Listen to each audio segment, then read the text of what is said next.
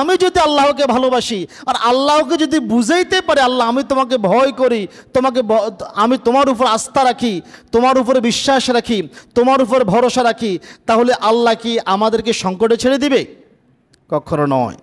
তবে এটা মনে রাখতে হবে, আল্লাহকে ভয় করার সাথে সাথে আল্লাহর উপরে পূর্ণাঙ্গ ভরসা এবং আস্থা রাখতে হবে যে আমার আল্লাহ আমাকে কোনোদিন ছেড়ে যাবে না, তিনি অবশ্যই অবশ্যই আমাকে দিবেন। কখনো বিপদে পড়েছেন, হতাশ হবেন না, আল্লাহকে বলবেন। এটা আমরা সবাই পারি, বলেন না আমার সাথে, হাসবুনাল্লাহু ওয়া নি'মাল ওয়াকিল, নি'মাল মাওলা ওয়া নি'মান নাসির। পারেন না এটা আপনারা? পারেন না? বলেন না আমার সাথে, হাসবুনাল্লাহু ওয়া নি'মাল ওয়াকিল, নি'মাল মাওলা ওয়া নি'মান নাসির। অর্থটা দিকে লক্ষ্য করেন। অর্থটা হচ্ছে আমার জন্য মহান আল্লাহ যথেষ্ট। সুবহানাল্লাহ বলবেন না? কে যথেষ্ট? কে? আল্লাহ যথেষ্ট। তিনি কতই না উত্তম অভিভাবক, কতই না উত্তম সাহায্যকারী। আল্লাহু আকবার। আল্লাহর চাইতে বড় সাহায্যকারী, অভিভাবক, উত্তম অভিভাবক কি হতে পারে? সৃষ্টি জগতের সমস্ত প্রাণীর রিজিকের ব্যবস্থা কে করেন? আল্লাহ করেন না? তাহলে আমরা যদি বিশ্বাস করি যে সমগ্র সৃষ্টি জগতের রিজিকের ব্যবস্থা যেহেতু আল্লাহ করেন, তাহলে আমার রিজিকের দায়িত্ব কে নিছেন? আল্লাহ নিছে না? তাহলে আল্লাহ যদি ওয়াদা করে বান্দা আমি তোর রিজিক দিব, আল্লাহকে তার ওয়াদা নষ্ট করে? আল্লাহকে তার ওয়াদা ভঙ্গ করে? কখনো না। আমরা যদি দুনিয়াতে কারো উপরে বিশ্বাস রাখি, কেউ যদি আমাদের সাথে ওয়াদা করে হ্যাঁ হুজুর আপনাকে এটা দেব, বা কোনো নেতা ওয়াদা করলো এলাকাতে আসে হ্যাঁ আমি আপনাদেরকে এটা দেব, এই নেতা আপনার ওয়াদা রাখতেও পারে নাও রাখতে পারে, সে আপনাকে ঠকাতে পারে। আপনি যে তার উপর বিশ্বাস করছেন সে আপনার বিশ্বাস নষ্ট করতে পারে। কিন্তু আল্লাহ এমন এক রব, তিনি যদি একবার ওয়াদা করে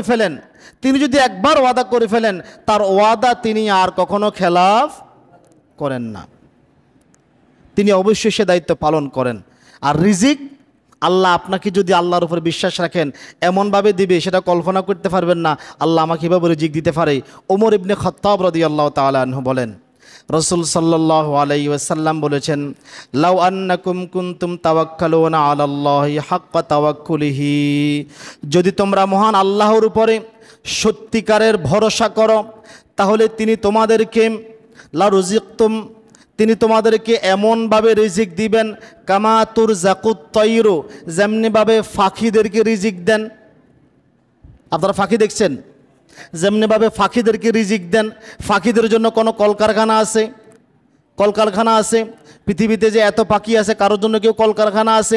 পাখিরা কোথাও চাকরি করে? পাখিদের জন্য কোনো অফিস আছে? পাখিদের জন্য কোনো রাষ্ট্র আছে? প্রধানমন্ত্রী, এমপি, মন্ত্রী আছে? কিচ্ছু নাই। টিআর নাই, টিসিবি নাই, কিচ্ছু নাই। এরপর পাখিদেরকে কে খাওয়ায়?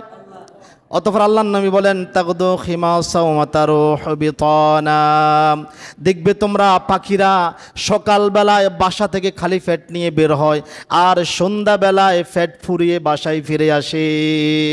আল্লাহু আকবার। আল্লাহ তাআলা বলতেছেন এই পাখিদেরকে আমি যেভাবে অনিশ্চয়কর অবস্থা থেকে যে এখানে গেলে রিজিক পাবে, পাখি জানে না কোথায় তার রিজিক আছে, জানে নাকি? জানে না। পাখি যেমনি করে একটা অনিশ্চয়কর স্থান থেকে, অনিশ্চিত বস্তু থেকে, স্থান থেকে রিজিক পায়, বান্দা আমিও তোমাকে এমন স্থান থেকে রিজিক দেব। আমি ইতিপূর্বে বলেছিলাম পৃথিবীতে আল্লাহ তাআলা কোরআনুল কারিমে আগে বলেছেন, ও আমার বান্দারা তোমরা বাতাস বিক্রি করো, বাতাসে ব্যবসা করো। মানুষ একসময় বাতাসে ব্যবসা করা যায়, বাতাস বিক্রি হবে এটা কল্পনা করছে? আজকে বাতাস বিক্রি হয় কিনা? হয় না?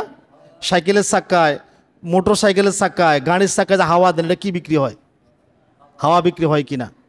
মোবাইল, আমরা যে মোবাইলে এক জায়গা থেকে আরেক জায়গায় কথা বলি, এটা কিসের মাধ্যমে চলে? প্লেন কিসের মাধ্যমে চলে? আল্লাহ বলছে তোমরা করো, আমাদেরকে বলছে, আমাদেরকে, কিন্তু আমরা করি নাই। আমাদের কোরআন গবেষণা করে তারা করে। রিজিক এই যে আল্লাহ বলে দিছে, ইঙ্গিত দিয়ে দিছে, এখান থেকে রিজিক অনুসন্ধান করো না, আমরা করি না। মানুষ কি এই যে মুরব্বীরা যারা আছেন বলেন তো, বিগত 30 বছর আগে কি আপনারা চিন্তা করছেন এইভাবে বাতাস বিক্রি করে, এইভাবে আপনার এই যে বর্তমানে যেভাবে আপনার মোবাইল ব্যাংকিংয়ের মাধ্যমে, বিকাশের মাধ্যমে, প্লাক্সি লোডের মাধ্যমে লক্ষ লক্ষ টাকা ইনকাম করতেছে, চিন্তা করছেন যে এমনটা ইনকাম হতে পারে, এটা নিয়ে একটা বিজনেস হতে পারে? মানুষ চিন্তা করছে? কখনো চিন্তা করে নাই। কিন্তু আল্লাহ বলেছেন আমি যদি দিব এমন অনিশ্চিত খাত থেকেও দিব যেটা তুমি কল্পনাও করতে পারবে না। আল্লাহ ইচ্ছা করলে নিকৃষ্ট বস্তু থেকেও আল্লাহ মানুষের রিজিক দিতে পারে। ওই যে ওই দিন খবরে দেখলাম একটা খবর, মাছের আঁশ চেনেন তো আপনারা, ওই বাজারে বড় বড় মাছের আঁশ, বাজারে মাছ করে না, আঁশগুলি জমা করা হয়, এইগুলো শুকিয়ে নাকি এগুলোর অনেক মূল্য, এইগুলো দিয়ে নাকি গয়না তৈরি করা হয়। মহিলারা যে আপনার প্রসাধনী ব্যবহার করে, গয়না ব্যবহার করে না, এইগুলি তৈরি করা হয়। আর এটা থেকে নাকি বাংলাদেশ কোটি কোটি টাকা বিদেশি রেমিটেন্স উপলব্ধ করে। সুবহানাল্লাহ বলবেন না? এই যে মাসের আঁশ, চিন্তা করছে কেউ কোনোদিন এই মাসের আঁশ দিয়া সরকার কোটি কোটি টাকা ইনকাম করবে? আজকে হচ্ছে। আল্লাহ এটাই বলতেছেন যে এমন অনিশ্চিত জায়গা থেকে তোমাদেরকে রিজিক দিব তোমরা কল্পনাও করতে পারবে না।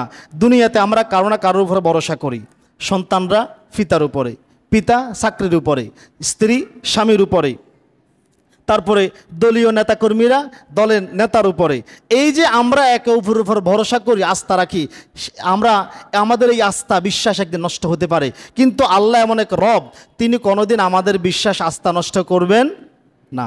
অতএব কেউ যদি আল্লাহর উপর ভরসা করে, তাওয়াক্কুল করে, আল্লাহর উপর, আল্লাহর একত্ববাদে বিশ্বাস রাখে, আল্লাহ তাকে অবশ্যই রিজিক প্রদান করবেন। আল্লাহ তার জন্য যথেষ্ট হবে ইনশাআল্লাহ।